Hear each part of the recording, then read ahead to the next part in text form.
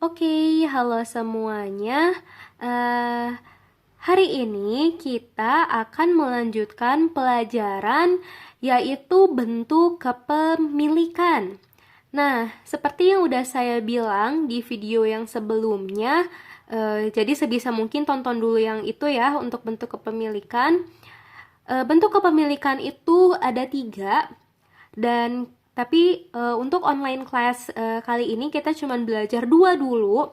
Yang bentuk yang pertama itu adalah possessive adjective yang ada kayak my, your, their, its yang gitu-gitu. Dan bentuk kepemilikan yang kedua yang akan kita pelajari namanya adalah possessive apostrophe. Wah, namanya udah ribet banget ya. Nah, apa sih apostrof itu? Apostrof itu adalah tanda corak. Nah, kalau kalian nggak tahu tanda corak itu apa, yang bentuknya kayak koma tapi di atas. Nah, kayak yang ada di judul tuh, bentuk kepemilikan pakai ada kayak koma kan di atas. Nah, itu namanya apostrof atau tanda corak. Terus sama huruf S. Jadi si possessive apostrof ini adalah tanda corak sama huruf S. Corak S, nanti saya bakalan sebutnya. Oke. Nah, fungsinya itu masih sama untuk menunjukkan bentuk kepemilikan. Misalkan barangnya punya saya, barangnya punya kamu gitu.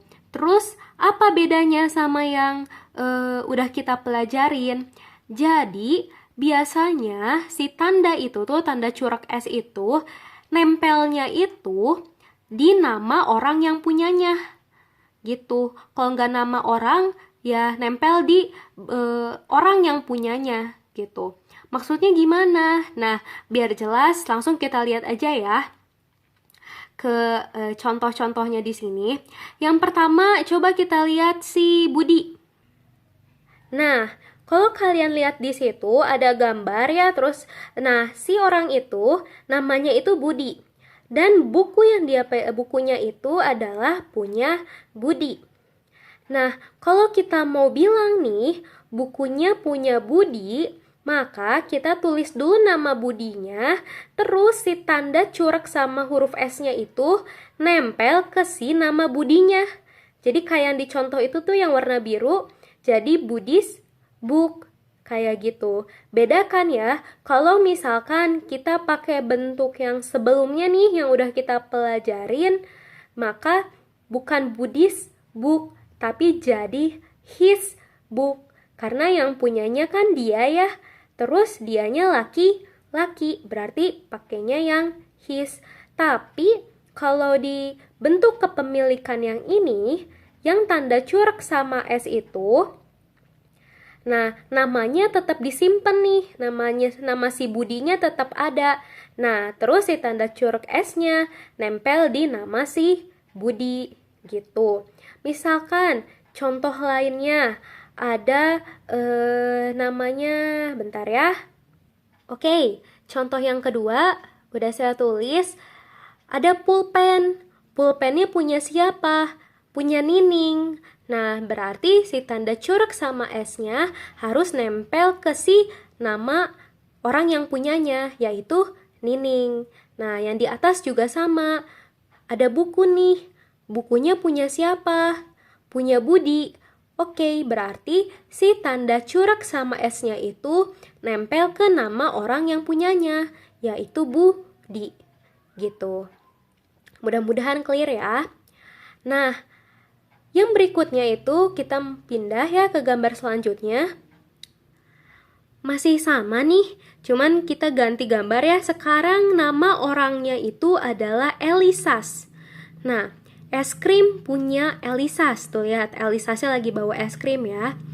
Nah, kalau kalian lihat di sini, si namanya itu kan ada huruf S-nya ya di belakangnya, huruf terakhir dari nama perempuan itu tuh huruf S, Elisas. Nah, meskipun nama belakangnya huruf terakhir dari namanya itu adalah huruf S, tetap kita tambahin tanda corak sama S. Jadi S-nya double, Elisas. Gitu, Elisas gitu ya. Jadi double huruf S-nya. Jadi es krimnya punya siapa? Punya Elisas gitu. Oke, berarti tanda curug sama huruf S-nya ditempelin ke nama orang yang punya si es krimnya, yaitu Elisas. Jadi double huruf S-nya. Elisas, S-nya yang dari nama dia sama huruf S yang dari tanda kepemilikan. Gitu. Oke, mudah-mudahan paham ya. Jadi prinsipnya sampai sini yang penting paham dulu konsepnya. Kalau misalkan ada barang, terus lihat barangnya, punya siapa barangnya nih? Barangnya punya Budi misalkan yang tadi. Kalau kita mau pakai nama si Budinya nih, maka kita harus pakai tanda curug S. Dan si tanda curug S-nya ini itu ditempelnya ke si nama orangnya. Gitu, simpelnya kayak gitu. Jadi kalau kalian bingung nih, lihat nih ada barangnya apa? Misalkan penghapus, eraser. Oh, penghapusnya ini punya siapa? Oh, penghapusnya itu punya misalkan punya Ami gitu ya. Nah, punya Ami. Oh, berarti si tanda curug sama S-nya harus nempel ke si nama orang yang punyanya, yaitu Ami. Jadi Amis gitu ya. Jadi Amis eraser. Kayak gitu. Oke, sip. Nah, sekarang kita masuk ke gambar terakhir. Nah, ini itu adalah suatu aturan atau kayak pengecualian yang mau nggak mau harus dipelajarin kalau kita belajar bentuk kepemilikan curug S atau possessive apostrof. Jadi kalian pasti udah belajar kan bentuk yang jumlahnya 1 sama yang bentuk jumlahnya banyak. Maksudnya yang gini, kalau contohnya ada kata buku, kalau bukunya cuma 1 berarti book. Kalau bukunya lebih dari 1 ada banyak, tinggal tambah S kan ya di belakangnya jadi books.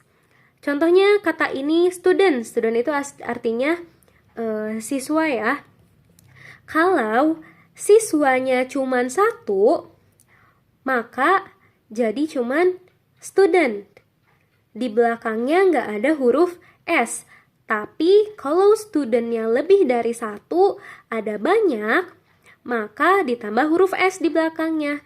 Jadi students. Nah, kayak yang ada itu tuh di gambar, di atas gambar orang-orang yang sedang bersorak-sorak itu ya. Nah, kalau misalkan barangnya itu dimiliki oleh orang yang jumlahnya itu banyak. Karena orang jumlahnya banyak, jadi di belakangnya itu pakai huruf S. Contohnya kayak yang student ini. Nah, maka kalian gak harus masukin huruf S-nya, tapi cukup tanda curugnya aja. Maksudnya gimana, Miss? Nah, coba kalian lihat tulisan yang warna biru. Nah, di tulisan yang warna biru ini nih, nah, tulisan warna biru ini kelihatan kan ya? Ada mainan nih. Mainannya punya siapa? Punya murid-murid. Nah, murid-muridnya kan ada banyak ya, makanya ditulisnya jadi students. Nah, si bentuk ada kata S-nya ini kan muncul karena si siswanya itu ada banyak. Nah, kalau yang huruf S-nya itu muncul karena jumlah yang banyak, jadi si huruf S-nya tuh bukan bawaan nama kayak si Elisas tadi, tapi karena jumlahnya banyak, jadi mau gak mau harus ditambah S. Nah, terus kita mau masukin tanda curug S nih. Nah, kita nggak perlu lagi si huruf S-nya, tapi cukup si tanda curugnya aja. Kayak gitu. Jadi, saya ulangi lagi ya, sekali lagi, pelan-pelan. Kalau misalkan nih, ada barang. Nah, contohnya ini nih, mainan ya. Nah, ini, mainan. Kalau misalkan ada barang nih, mainan. Nah, si mainan-mainan ini tuh, yang punyanya siapa? Oh, yang punyanya murid-murid itu tuh. Oh, murid-murid. Murid-murid itu tuh kan berarti kalau banyak jadi students ya. Kalau cuman satu kan aslinya mah student katanya, nggak pakai S, cuman sampai huruf T doang. Tapi karena jumlahnya banyak, jadinya harus ditambah huruf S.